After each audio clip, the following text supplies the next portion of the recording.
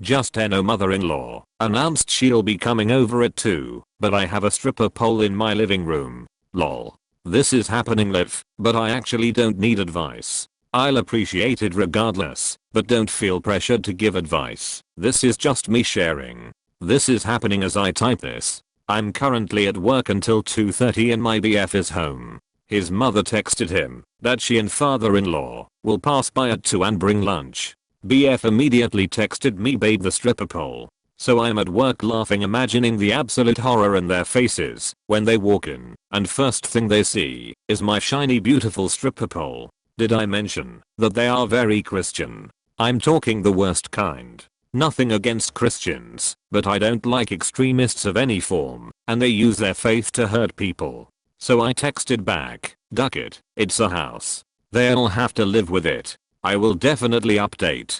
Lol. Update 1. This update has nothing, but I realized I need to let you all know that I'm still alive in case you'll kill me, lol. So I just got off work. I'm on my way home. I texted my BF earlier asking how things are going, and he hasn't replied or even read my text. So your guess is as good as mine. More to come. Update 2, and oh my god, I'm in bedroom typing this right now. I get home, and I open the door. Tell me right now boyfriend is lying. Me, what? Mother-in-law, he said that he wants to be a stripper. My boyfriend can't contain himself and just turns red and dies of laughter, and I'm standing in my doorway wide-eyed confused ASF. I just say he's lying. I'm gonna go change. And I run into my bedroom and now I'm typing this. I wish I was more clever on my feet, damn it. Well anyways, I can hear her asking him why we have it, and I can hear him still laughing, lol. More to come. Update 3. I exit my room. Mother-in-law and father-in-law are just staring at my pole. First thing out of her mouth. If you're tight on money, we can help you. You don't need to do this. It's disgusting. And boyfriend shouldn't be allowing it. Me, I'm not a stripper. We are good on money. It's good exercise. Father-in-law, then go for a run. That's a stupid excuse. There's so many other things you can do. Boyfriend, have you seen pole dancing competitions? It's not stripping, I swear. It's super cool. Boyfriend proceeds to go on YouTube and pulls up a video. Silence. Father-in-law, WOAAH, turns to me, can you do that? Updating soon. I think they might wanna see me dance. Lol. Last update. Okay. This went a full 180 and honestly, we had a lot of fun. We took some time to talk about some issues from the past. If I'm up for it, I'll make a separate post. But for now, it seems as though my ILs are trying to apologize and make amends. After the initial shock, and a few videos later, they are now little curious children completely intrigued about the possibilities of the pole. So, I showed them. I did a few tricks, and mother-in-law was shrieking in delight. She was so impressed. Then father-in-law, I can do that. Father-in-law trying to pole dance, and killing it, may I add. Mother-in-law was looking at him like he was a snack. It was so funny. Boyfriend and father-in-law even got into a little competition on who can do the best tricks. After that my boyfriend pulled out the VR headset, and we had them play a bunch of scary games and video games. Finally they got ready to leave, and they told us that they had a great time. I still don't trust them, but they were completely different people from the past, and we both get the feeling that they're really trying. I think my boyfriend setting them in their place finally got it through their head that their actions were ruining their relationship with us. We are staying hopeful and cautious. Thank you guys for following along, and for all the enthusiasm. It made me smile so much. Mother-in-law and father-in-law, take every opportunity to remind me I'm not my husband's ex. This is part rant, part humor. To preface this, the following sounds terrible, and it is, but we are surrounded by support and already have fairly minimal contact with my parents-in-law. My husband and I see this on a sliding scale from obnoxious and annoying to hilarious. I'm posting this to vent, maybe give a few people some horrified chuckles, and on the chance someone might have some advice we haven't thought of. I'm my husband's second wife, and his first was abusive throughout their whole 2-year marriage. I was friends with his ex before and during their marriage, but supported him following the divorce because I couldn't stand by her after finding out what she did. We started dating about a year and a half after they ended things, getting married 2 years after that. We've been married almost 3 years now, and yet my parents-in-law still live in hope my husband will divorce me and get back together with his ex. They send us cards addressed to husband and husband's ex. My birthday card this year was an improvement. They wrote her name then very neatly crossed it out and put my name next to it, spelled incorrectly.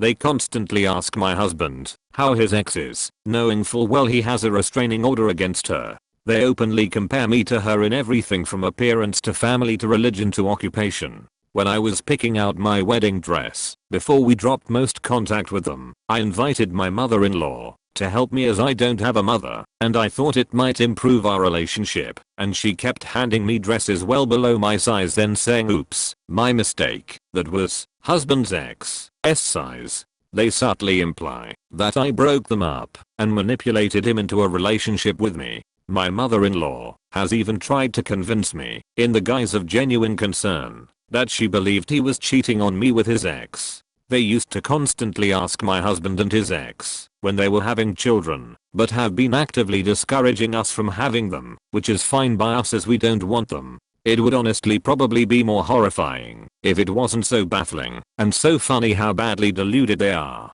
The rest of my husband's family are totally normal towards me, and they've all on multiple occasions tried to tell them stop being jerks. They're all very supportive of my husband and I, and have always been completely understanding of his situation with his ex. We haven't actually figured out what about his ex my parents-in-law like more than me, and we are not exactly inclined to ask them. This will likely remain a confusing mystery for the time being. Future mother-in-law got herself uninvited from our wedding because she won't apologize. Trigger warning: domestic violence, child abuse. My fiancé and I quietly got engaged and didn't tell the parents until 6 months later, which is when they think we got engaged. And honestly, thank duck, because both mothers have made this a nightmare. Future husband and I come from completely different backgrounds. My birth dad was and physically and sexually abusive to my mother, and he would sexually harass me for a laugh. I was very close to my mom when I was younger. My mom and stepdad aren't bad people, but were very inconsistent in their parenting. I was always involved in family issues, including lawsuits and discussions regarding finances. People have always remarked that I was advanced for my age, and I always pushed for scholarships or anything that would help me become independent and support my family. I have always been proud of the fact that I told my birth dad to kick rocks when I was 22 because he's not sorry for what he did. He still thinks it's funny that he stabbed my mother with her car keys. At age 4, I was the one who cleaned her wound and helped her off the floor. I'm now a 27-year-old account executive in New York and happily engaged to my best friend. Future husband is a lifelong New Yorker and comes from a wealthy family. He was considered a gifted child, but struggles with severe ADHD and depression, and instead of helping him navigate life a learning disability, his parents just framed him as a lazy genius who never lived up to his potential. When I met him, he was struggling to maintain a routine and keep a job. He never actually finished college until I helped him realize all of the opportunities and accommodations he could find. He says my self-sufficiency and ability to find opportunities inspired him. We've been living together for 3 years. His emotional support has helped me grow from trauma and my organizational support has helped him feel like a part of society. I liked future mother-in-law and future father-in-law at first because they were so different from my parents, but it turns out they are incredibly controlling and patronizing. I was suspicious at first when future husband said his father holds on to all of his tax paperwork and does the filings for him. I told future father-in-law that future husband is 28 and really ought to be managing his own documents. When I bought future husband a cooking torch for his birthday, we love to bake together. Future mother-in-law and future father-in-law lectured us as to whether it was a safe enough gift for future husband to be trusted using. Future husband is kind to his parents, but still resentful about emotional abuse he faced growing up. When future husband was a teenager, future mother-in-law went for a mammogram and said if I have breast cancer, it's probably your fault. Future father-in-law would always mutter stupid son of a bitch under his breath. Whenever future husband made a mistake, future mother-in-law sells Herbalife diet products and has a nasty habit of fat-shaming people in the name of caring about health. Future husband is thin and still thinks he's fat sometimes because of his mother's brainwashing. Despite everything, I became close to future husband's family in the first couple of years of our relationship. We all live in New York City, so we would have family dinners once a month. When we announced our engagement, we even had a family engagement party. All was well until the planning started. You see, my parents never visit me. My stepdad has helped me move in the past and once stayed with us on a work trip, but my mom has always considered my moving away a form of abandonment. She really thought I was going to move back in with her. My parents live in upstate New York and have complained the entire time that I haven't moved back and that my wedding isn't in their city. They bailed at the last minute on my college graduation and now my mom is saying she doesn't want to come to the wedding. I don't really understand why, except that she has abandonment issues. She always acts like I betrayed her, when in reality my life choices have helped her. I gave my parents over $20,000 for mortgage and car payments in my early 20s, when my stepdad was out of a job. Not only do I visit, but I make sure I express my love for them. I threw my mom a surprise 50th birthday party 2 years ago, and then a month later she accused me of never loving her at all. Because of how my parents act, I have been very sensitive about the wedding. I'm trying to process the fact that my parents cannot be there for me. Future husband has been fully supportive and helped me create a few rules for the wedding, which we are 100% paying for ourselves. Rules 1. No kids at the wedding. I love kids, but would prefer not to have them there. 2. Both future husband and I have to have met/have a relationship with all of the guests. 3. The parents may invite friends, but only if rules 1 and 2 are followed, and they have to ask us for approval. Future mother-in-law does not think rules apply to her, and went behind our backs twice to dole out verbal invitations to people I've never met. We sat future mother-in-law and future father-in-law down over Thanksgiving to explain why this was unacceptable and that future mother-in-law will have to uninvite her friends. She kept saying, but future husband has met them, completely missing the point of rule number 2. She kept offering to pay for her guests, even though we said this is an intimate event and money is not the issue.